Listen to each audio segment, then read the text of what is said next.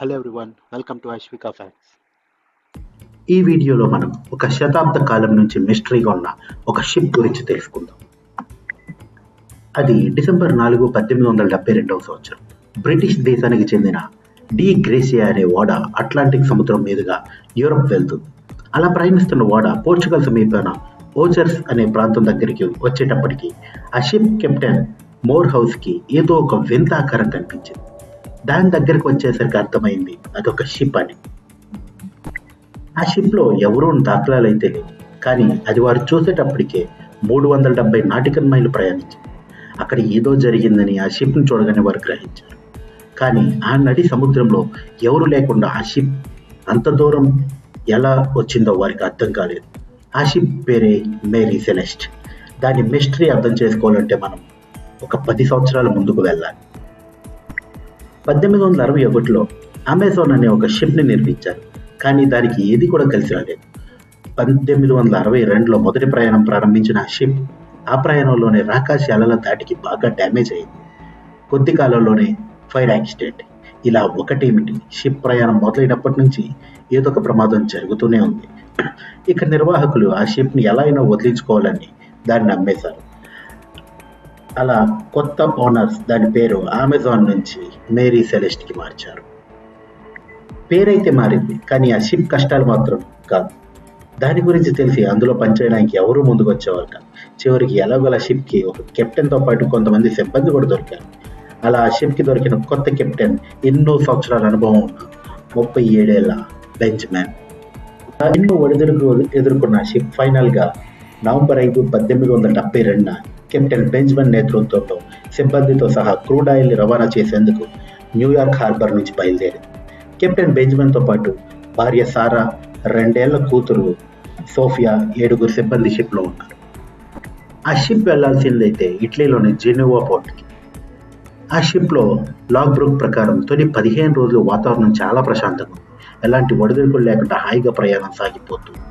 కానీ ship Portugal సమీపాన ఆజోర్స్కి చేరుకునేటప్పటికి వాతావరణం సడన్గా మారిపోయింది.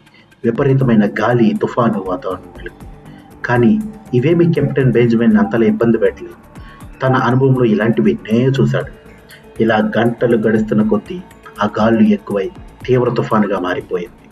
అలా నవంబర్ 25న తెల్లవారుజామున 5 గంటలకి కెప్టెన్ బెంజమిన్కి శాంటా మారియా ఐలాండ్ కనిపించింది. అలా ఆ ఐలాండ్ ఉత్తర దిగ్గా షిప్ మళ్లించాడు కెప్టెన్. కానీ వారు వెళ్లాల్సింది ఆ ఐలాండ్ యొక్క దక్షిణ దిక్కు వైపు. కెప్టెన్ ఉత్తర దిక్కుగా ఎందుకు మళ్లించాడా అనేది ఒక మిస్టరీ. బహుశా దక్షిణ వైపు గాలి ఎక్కువగా ఉన్న కారణంగా బెటర్ రోడ్ కోసం అలా చేసి ఉండొచ్చు. కానీ వారికి ఆ క్షణంలో తెలియదు వారంతా అత్యంత ప్రమాదంలో ఉన్నారని. వారికి అప్పుడే ఊహించింది ఏదో జరిగింది.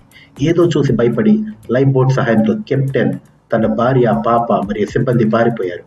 కానీ అలా తప్పించుకున్న వారి జాడ ఇప్పటి వరకు ఒక మిస్టరీని. డిసెంబర్ 4న డి గ్రేసియా సిబ్బంది సెలెస్ట్ని చూసే వరకు ఆ షిప్ గురించి బయట ప్రపంచానికి తెలియదు. కెప్టెన్ మోర్ హౌస్ సిబ్బంది కథనం ప్రకారం మేరీ సెలెస్ట్ షిప్లో ఏ డ్యామేజ్ జరగలేదు. ఫుడ్ నిల్వలు చాలా కాలానికి ఉన్నాయి. కెప్టెన్ టేబుల్ మీద పెట్టిన బ్రేక్ఫాస్ట్ అలానే ఉంది. కానీ షిప్లో కెప్టెన్ సిబ్బంది మాత్రం లైఫ్ బోట్స్తో వెళ్ళిపోయారు. కెప్టెన్ మోర్ హౌస్ తన సిబ్బంది సహాయంతో మేరీ సెలెస్ట్ని తన వెంట గిబ్రాల్టర్ పోర్టుకి తీసుకొచ్చాడు. తర్వాత కొన్ని రోజుల్లో ఇన్వెస్టిగేషన్ మొదలైంది. ఇన్వెస్టిగేషన్లో చాలా ఆసక్తికర విషయాలు వెలుగు చూశాయి.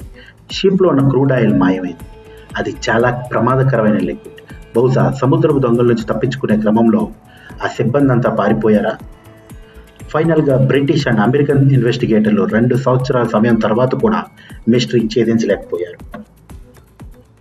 ఇది జరిగిన తర్వాత 19వ శతాబ్దంలో జర్మన్ యూనివర్సిటీ ప్రొఫెసర్ అయిన రూడాల్ఫ్ కథనం ప్రకారం అజోర్స్ ప్రాంతంలో సముద్రంలో చాలా భూకంపాలు వస్తుండేవి.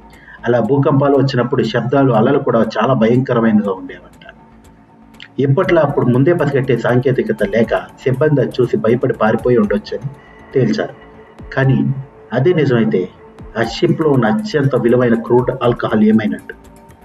లైఫ్ బోట్ సహాయంతో వెళ్ళిపోయిన కెప్టెన్ బెంజమిన్ ఫ్యామిలీ మరియు సిబ్బంది ఏమైనట్టు? ఏది ఏమైనా మేరీ సెలెస్ట్ చరిత్రలో ఎప్పటికీ ఒక మిస్టరీనే.